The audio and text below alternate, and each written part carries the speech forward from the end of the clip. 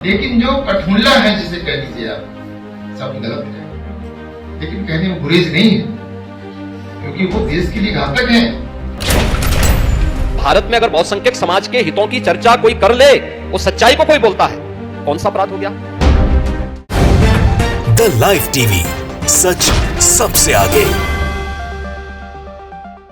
दोस्तों, अब तक तो आपने देखा होगा कि कैसे हिंदूवादी संगठन के लोग खुले तौर पर कानून का न केवल उल्लंघन करते हैं, बल्कि अपने जूतों के तले उनको कुचल डालते हैं, क्योंकि उनको पता है कि जो सत्ताधीश है ना, उनका आशीर्वाद उन पर बना हुआ है। कल तक बात कही जाती थी कि इस देश की संवैधानिक संस्थाएं किस तरीके से पिंजड़े में बंद तोता बनती जा रही है। खास तौर पर मुसलमानों के मसले पर ये सारे के सारे किस तरह के फैसले लेते हैं, किसी से छिपा नहीं है। पिछले ही साल आखिरी महीना यानी दिसंबर 2024 में इलाहाबाद हाईकोर्ट के एक जज का बयान आया था। वो विश्व हिंदू परिषद जो हिंदूवादी संगठन है, उसके कार्यक्रम में खास तौर पर मुसलमानों को लेकर टिप्पणी कर रहे थे, बता रहे थे ये देश हिंदुओं का है, ऐसे में हिंदुओं को ध्यान में रखते हुए फैसले लिए जाएंगे। जिसके बाद सुप्रीम कोर्ट ने जब उन्हें तलब किया, आप यकीन नहीं मानेंगे, खुले तौर पर ऐलान कर दिया है कि मैंने जो कहा था वो बिल्कुल ठीक है, मैं किसी की नहीं सुनूंगा। यानी जस्टिस शेखर यादव ने जो बयान दिया, वो उस बयान पर न केवल कायम है, बल्कि उन्होंने सीधे सीधे सुप्रीम कोर्ट को भी चुनौती दे दी है। क्यों दी है चुनौती,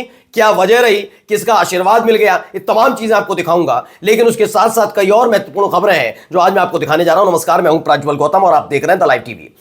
दरअसल कोई भी संवैधानिक संस्था हो, जब हम संविधान का जिक्र करते हैं तो संवैधानिक संस्थाओं पर बैठे हुए जो उच्च पद पर बैठे हुए लोग हैं, उनको बहुत ध्यान रखना पड़ता है। और खास तौर पर मैं बात करूंगा देश की न्यायपालिका का भी। देश की न्यायपालिका, क्योंकि जज जो होता है वो हिंदू मुसलमान सिख ईसाई देखकर नहीं, बल्कि आरोपी और सबूत के आधार पर आरोपी को दोषी और दोषी के तहत उसको सजा देता है। लेकिन यहां पर जब पहले ही सोच लिया जाए कि देश ही हिंदुओं का है, इसलिए उनके बारे में उनको ध्यान में रखते हुए फैसला लिया जाएगा, तो ये क्या कहा जाएगा। जी हां, इसी बयान पर सुप्रीम कोर्ट के ने तलब किया था जस्टिस शेखर यादव को। लेकिन क्या कहा, पहले देखिए। Justice Yadav write to high court CJ stand by remark did not violate conduct. उन्होंने कह दिया, सुन लो भैया, सुप्रीम कोर्ट के जो चीफ जस्टिस ऑफ इंडिया है, उन्होंने तलब किया था इस मामले पर, इस बयान पर, बयान सुनाऊंगा अभी आपको। लेकिन उन्होंने कह दिया कि मैंने कोई गलत काम नहीं किया। अब देखिए, इसी को लेकर न्यूज 18 की खबर है, मैं अपनी बात पर कायम, कोई गलती नहीं की, सुप्रीम कोर्ट ने लगाई फटकार, फिर भी नहीं झुके इलाहाबाद के जज शेखर यादव। वजह क्या है, मैं वजह भी आपको दिखाने और बताने जा रहा हूं कि आखिर ऐसा क्यों किया। और एक नहीं है, ऐसे कई जज हैं जो अपने कार्यकाल के दौरान कई तरह के बयान दे चुके हैं और उसके बाद आखिरकार उन्होंने भारतीय जनता पार्टी ज्वाइन की। मैं नहीं कह रहा हूं, आपको दिखा दूंगा, लेकिन अभी एक खबर निकल कर आई। इसके बाद पहले बयान सुनिए, बयान में क्या कुछ कह रहे हैं वो। लेकिन जो कठमुल्ला है जिसे कह लीजिए आप, सोचिए, कठमुल्ला इस शब्द का इस्तेमाल, सब गलत है। लेकिन कहने में गुरेज नहीं है, गुरेज नहीं है, क्योंकि वो देश के लिए घातक है।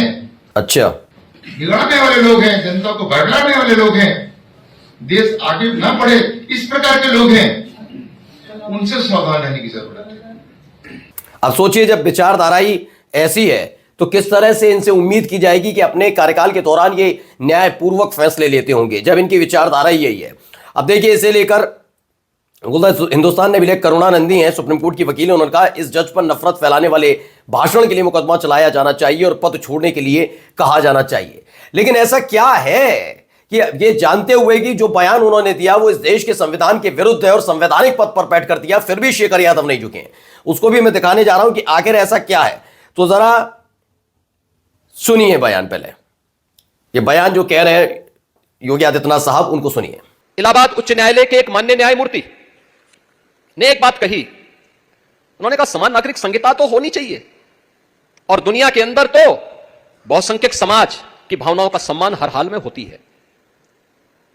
अगर दुनिया में होती है तो भारत में अगर बहुसंख्यक समाज के हितों की चर्चा कोई कर ले, वो सच्चाई को कोई बोलता है, कौन सा अपराध हो गया।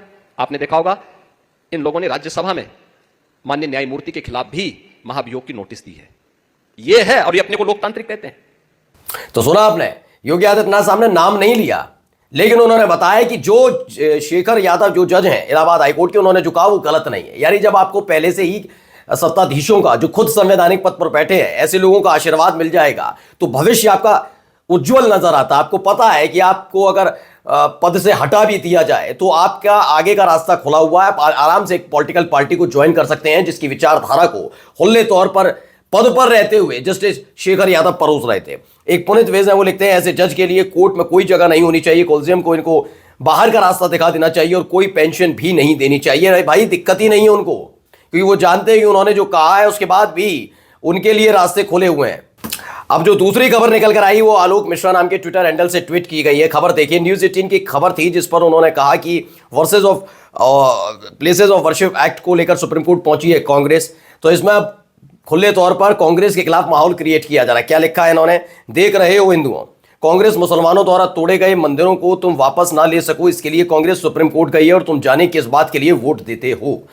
प्लेसेस ऑफ वर्शिप एक्ट 1991 के बचाव में कांग्रेस और सुप्रीम कोर्ट का दरवाजा खटखटा रही है। बताइए, एक कानून जिसका सम्मान किया जाना चाहिए। मैंने कहा ना, इस देश के अंदर अब कानून का सम्मान सिर्फ किताबों तक रह गया है। उसे पढ़िए और वहीं पढ़कर भूल जाइए। संविधान के हर एक अनुच्छेद को याद रखिए, लेकिन वहीं पढ़िए और उसे भूल जाइए, क्योंकि आज संवैधानिक पद पर बैठे हुए लोग जब इस तरह की भाषाशैली का इस्तेमाल खुले तौर पर करते हैं मुसलमानों के खिलाफ, जबकि वो संविधान विरोधी है, और उसके बाद भी सीना चौड़ा करके कहते हैं कि हमने कुछ नहीं गलत किया।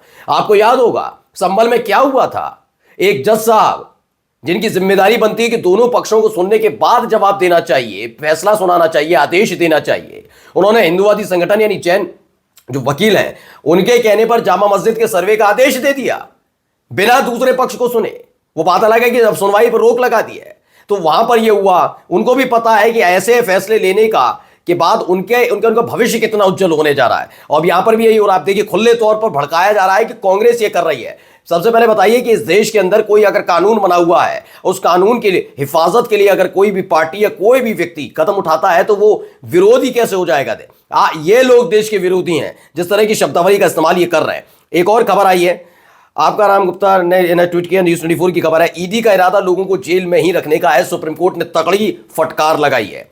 दरअसल क्या हुआ है कि आपने देखा ये विपक्षी पार्टी के नेताओं के खिलाफ कार्रवाइयां होती हैं, वो लगातार, अब तो खुला खेल है, कोई छुपने वाली बात नहीं है कि जो विरोध करेगा वो जेल जाएगा। ईडी भी पहुंच जाएगी, सीबीआई भी पहुंच जाएगी, इनकम टैक्स भी डिपार्टमेंट पहुंच जाएगा, और ये हो रहा है, इसी को लेकर किया गया है। तो इन्होंने जो ट्वीट किया न्यूज़ 24 की एक खबर कि भाई सुप्रीम कोर्ट ने भी लताड़ लगाई कि ऐसा लगता है। आपको याद होगा ऐसी ही एक टिप्पणी आजम खान को लेकर जब ताबड़तोड़ मामले दर्ज किया रहे, 100 से ज्यादा मामले दर्ज किए थे, उस समय आपको याद होना चाहिए कि साफ साफ शब्दों में, उस समय की बात बता रहा हूं, तब भी ये कहा गया था कि क्या आजम खान के खिलाफ भैंस चोरी, बकरी चोरी ऐसे आरोप लगे, तब भी फटकार लगी कि थी। लगातार लगता है कि आजम खान को ताउम्र जेल में रखने का इरादा सरकार का है, तब भी ये मान नहीं रहे। अब देखिए डॉक्टर रत्नाकर गेदा में वो लिखते हैं, स्टेट की परिभाषा भाजपा और आरएसएस के नेता अपने ढंग से करते हैं, जबकि स्टेट की व्याख्या संविधान के आर्टिकल 12 में की गई है और आर्टिकल 13(2) में स्टेट का के दायित्व पता है सरकार पर, और सरकार द्वारा कोर्ट में जब मुकदमा चलाते हैं तो वादी विरुद्ध सरकार होता है, गुनहगार सरकार से लड़ता है। ये साफ साफ है। बताइए, उन्होंने बता रहे, लेकिन हो क्या रहा है यहां पर? यहां हो कुछ और ही रहा है।